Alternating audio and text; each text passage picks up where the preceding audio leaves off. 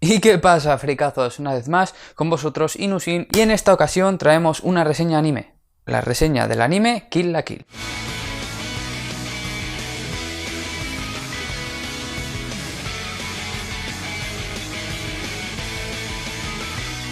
Así es, hace poco terminé este anime que llevaba bastante tiempo en mi lista de pendientes y nada, así que aquí tenéis la reseña. Como siempre, dejad vuestros comentarios, qué os ha parecido la reseña, cosas que destacar, si habéis leído el manga, si no, ese tipo de cositas. Así que nada, vamos con la ficha técnica. Kill la Kill es un anime, una historia seinen que mezcla géneros como acción, comedia y ecchi. El autor de la historia es Kazuki Nakashima, que también escribió la historia del manga Lost Seven, así como la historia del anime Tengen Toppa Gurren Lagann. El dibujo del manga es del autor Ryo Takizuki, que también realizó el dibujo del manga de Stelvia, que es la adaptación del anime El universo de Stelvia. Asimismo, el director es Hiroyuki Imaishi, que también se le conoce por trabajar en otras historias como Tengen Toppa Gurren Lagann, en la primera película, en la segunda, Uchu Patrol Luluko. También tuvo otros papeles dentro de la animación post Evangelion 2.0, 3.0, The End of Evangelion, alguna cosita en Fullmetal Alchemist. El estudio, y aquí se entienden muchas cosas, es Trigger. Trigger es un estudio formado por antiguos miembros de Gainax, por lo tanto sí que entendemos que el director haya tenido esos toques con Evangelion y otras obras como Tengen Toppa Gurren Lagann de Gainax. Este estudio es relativamente nuevo, los trabajos que tienen son pocos, es más, Kill la Kill fue el primer trabajo propio, el primer anime original realizado por este estudio, cosa que comentaremos más adelante, pero también se le conoce por haber trabajado en otros animes como Little Witch Academia o Uchu Patrol Luluko. La serie cuenta de 24 capítulos, aparte de un OVA, un especial, que en algunos sitios sale marcado como el capítulo número 25 y en algunos casos añade un capítulo 26 que es como una especie de resumen de lo que la historia nos ha contado. Pero en sí la serie son 24 capítulos. La serie está emitida entre el año 2013, octubre del 2013 y marzo del 2014. El manga, de los mismos autores previamente mencionados, empezó a publicarse un día después de la emisión del primer capítulo del anime, por lo tanto empezó a publicarse en octubre del 2013 y terminó de publicarse en febrero del 2015. Cuenta con 3 volúmenes y en España está editado por Ibrea. Cada uno de ellos tiene un precio de 8 euros. Vale, nos metemos en que viene siendo un poco más la reseña. Pasamos de la ficha técnica y nos metemos. Historia. La historia en general no es muy buena, pero no es muy buena porque carece de sentido. Se nos presenta una historia de una personaje, llega a una escuela, a una academia, en la que está buscando a la persona que asesinó a su padre para vengarle. Luego resulta que el mundo es movido por la ropa, fibras vivas, que son las que forman los uniformes Goku, así como Senketsu, el uniforme que lleva Ryuko, que se transforma en un uniforme mucho más corto. Es curioso, ¿no? Tenemos una transformación en la que la ropa coge y se encoge, pero es parte de la gracia de esta serie. Y poco más, o sea, estamos hablando de una historia que gira en torno a la ropa. Entonces, la historia en sí no es buena porque es demasiado absurdo, carece de lógica, pero se puede disfrutar, y es lo bueno de este anime que iremos comentando más adelante. Una cosa que me llamó la atención es que cuando empecé a verlo, si la lógica después, con esto que hemos mencionado, es bastante poca o escasa, los primeros capítulos es que no tiene directamente, prácticamente hasta la mitad, un poquito menos, la historia se centra en peleas de Ryuko contra consejo estudiantil, contra jefes de clubs, y se acabó. Lo que viene siendo historia como tal no hay nada. Luego es cuando la historia empieza a coger un poquito de cuerpo, un poco de importancia, de protagonismo, y entonces pues podemos seguir el anime con cierta coherencia, pero es que al principio es diversión, peleas, ecchi gratuito y se acabó. Cosas interesantes a destacar, aunque esto ya lo descubrí yo más adelante a la hora de informarme un poquito sobre la historia y ver algunos vídeos de datos curiosos y teorías que os recomiendo que veáis. Podría coger y subir yo uno, pero es que considero que no voy a subir ni voy a aportar nada de lo que ya se ha aportado. Entonces os invito, si queréis que yo coja y haga uno en el que pues seleccione los datos más curiosos que a mí me han parecido, los que yo encuentro, lo que sea, me lo dejáis en los comentarios, pero en teoría ya os digo, hay información por ahí que es la que yo he podido ver. Sí que conseguimos ver que luego la historia tiene muchas connotaciones, mucha información oculta, como una posible crítica a las grandes multinacionales, al fascismo, etc. Pero centrándonos en lo que podemos ver a simple vista sin comernos mucho la cabeza, es el ecchi. Esta serie, según empezamos a verla, podemos decir que es una serie ecchi descarado y absoluto. Toda la razón. O sea, lo que se nos muestra, las transformaciones que se nos muestran de los personajes y todo esto, cómo evolucionan las ropas y tal, es ecchi puro y duro. Pero el ecchi en esta serie es la esencia. Es la esencia. Tú a esta serie le quitas el ecchi y te quedas sin serie. No porque sea una serie que su único fin sea el ecchi. No. Es porque ese ecchi tiene una parte muy importante del anime. Más aún cuando descubrimos que la historia se centra en la evolución o en el dominio o en todo esto de la ropa. Claro, si a una serie centrada en la ropa le quitamos el tema ecchi, pues pierde mucho fuelle. Y más cuando estamos hablando de una serie en la que la comedia es constante, las situaciones absurdas, personajes ridículos. Al final es pasar un buen rato de echarnos unas risas y entonces el ecchi en esta situación está enfocado en una forma humorística que es muy divertido y si se lo quitas pierde prácticamente todo el sentido. Los personajes. Lo curioso de los personajes es que conforme vamos avanzando vamos viendo una evolución más evidente. Al principio es nulo por la carencia de historia que hemos comentado. Pero poco a poco vamos viendo como algunos personajes van saltando de un bando a otro, las actitudes, los pensamientos, las respuestas entre unos y otros van evolucionando por distintas razones, aparecen personajes nuevos que hacen que, al igual que la historia va ganando cuerpo, los personajes se vayan adaptando a esa historia. Entonces tenemos una primera rivalidad entre Satsuki y Ryuko que va evolucionando a lo largo de toda la historia y es muy interesante ver esa evolución, pero personalmente, quitándonos un poco de estos personajes que sí que se nos muestra cierto trasfondo, aunque en mi opinión es bastante escaso, en el caso de Ryuko sí que conforme la historia va avanzando, al final estamos buscando las respuestas de la muerte de su padre, sí que conseguimos parte de ese trasfondo, de ese pasado que se nos puede hacer un poco vacío y por lo tanto no entendemos muy bien al personaje. En el caso de Satsuki es mucho más destacable porque el vacío o la falta de información, la falta de trasfondo de ese personaje para la importancia que cobra en la serie es muy grande. Pero en general los personajes que se nos muestran, quitando los más relevantes que nos muestran un pasado así muy por encima, el trasfondo de los personajes es bastante escaso, por no decir nulo. Sí, tenemos 4 o 5 que profundizamos un poco más, pero en general poca cosa. Uno de los personajes que a mí más me ha gustado porque prácticamente cada vez que salía era risas aseguradas, era Mikisugi. Mikisugi es el que al principio se nos muestra como profesor de la escuela. Ese personaje cada vez que ha salido a mí me encantó desde, no el primer momento, pero sí podríamos decir desde el segundo momento en el que hace acto de presencia, en el que el personaje está hablando y poco a poco vamos viendo como la camiseta, o sea, como la camisa se le va cayendo poco a poco con unos pezones relucientes en color rosa, esa actitud tan descarada. A mí ese personaje me encantó, cada vez que salía yo ya digo que me echaba unas risas con él. Toda la historia esta del Nudist Beach, no sé, en general es un personaje que a mí me ha gustado mucho y no creo que me esté equivocando si digo que es el personaje con el que más me he reído de toda la serie, aunque hay personajes absurdos, unos cuantos, pero este personaje a mí me ganó. Otro personaje que he leído en muchos sitios que gustó fue el Mankanshoku, que es también podríamos decir una de las protagonistas, uno de los personajes más relevantes de la historia por salir desde el principio e ir todo el rato a la par con Ryuko, pero a mí no me ha llegado a convencer del todo. Es un personaje que muestra una locura demasiado grande. Cuando hacía sus intervenciones, que al final son pues, bastante relevantes, en las que se nos empezaban a mostrar ilustraciones y animaciones sin sentido mientras hablaba cosas locas, a mí eso llegó un momento en el que estaba diciendo, pero es que no...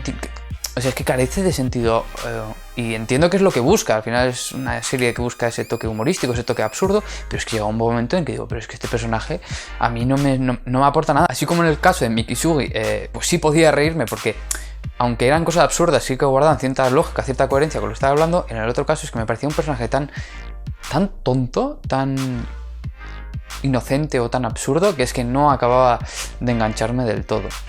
Sin más, he leído pues mucha gente que sí que estaba encantado con este personaje. Una cosa que sí que he echado en falta es que al final de la serie, no lo voy a comentar porque es que es el último capítulo prácticamente al final, pero sí que ocurre una cosa que los que hayáis visto la serie pues sabréis de lo que hablo, y los que no, pues cuando la veáis, que yo creo que podrían haberse molestado un poco más en desarrollarlo. Hay una relación, una relación entre dos personajes que queda un poco floja, queda un poco coja, y sí que podrían haberla estirado un pelín para, sobre todo, añadir un poquito más de, pues no sé, sabría así decir, de seriedad o de historia a este personaje, pero era una cosa que podían haber cogido y haberla aprovechado, y la dejaron ahí como soltamos esto y ya está, es el final. Pero yo sí creo que ahí, con este personaje en concreto, yo creo que sabéis de lo que me estoy refiriendo, sí que podrían haber cogido y haberlo explotado y haber tenido un poquito más de tirón con ese hecho en concreto. Luego, antagonistas, tenemos a Satsuki.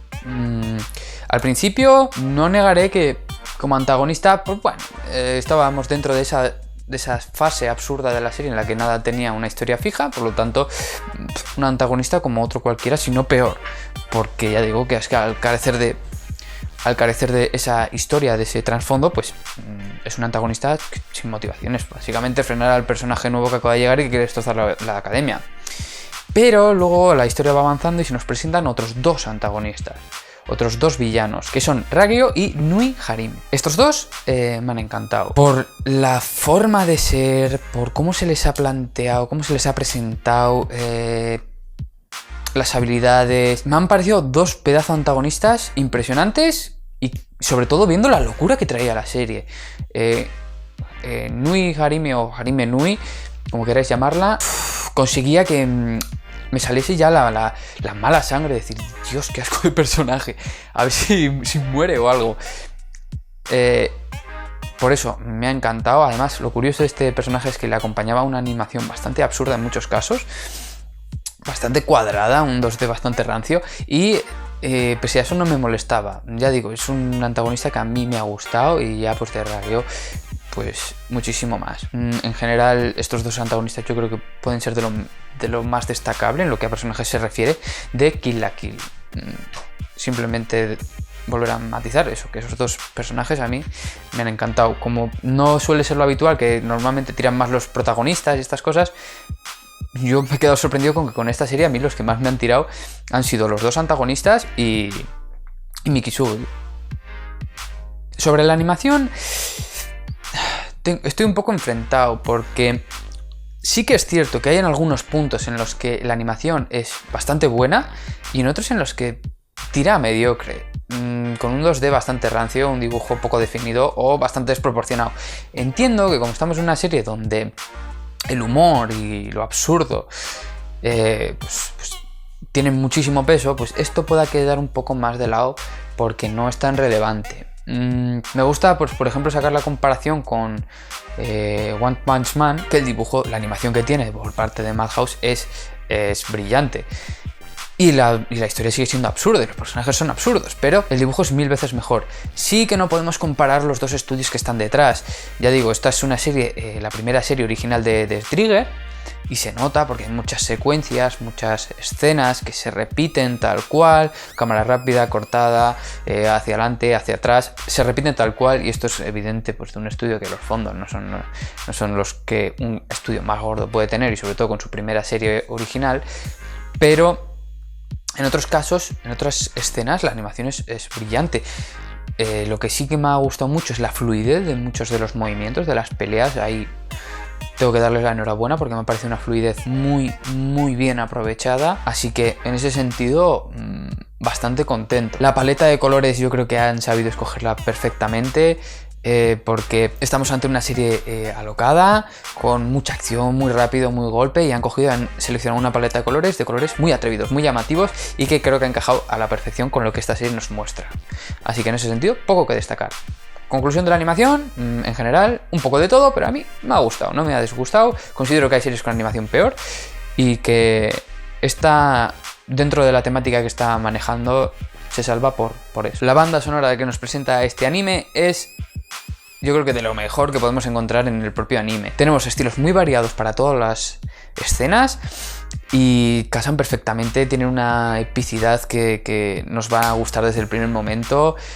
Sabemos que cuando aparece ese tema es que algo bueno va a suceder, y yo creo que en ese sentido el estudio ha sabido seleccionar bien quién poner detrás de la banda sonora. Contamos con 2 openings, el primero es Sirius, cuya intérprete es Air Aori, hasta en otros openings como los de SAO o Fate Zero. El segundo opening, de nombre Ambiguous, viene de la mano de la intérprete Garnidelia, que también ha aparecido en otros openings como Fate Apocrypha, Beatless, y también tuvo cierto toque dentro de la franquicia Gundam. Asimismo, estos 2 openings están escritos por Meg Rock, que la podemos conocer por haber escrito y cantado otros openings como el Cardcaptor Sakura, el primero de ellos, el de 1998, o el de Peach Girl. Damos el salto a los endings. Los endings también contamos con 2, aunque podríamos decir 3, solo que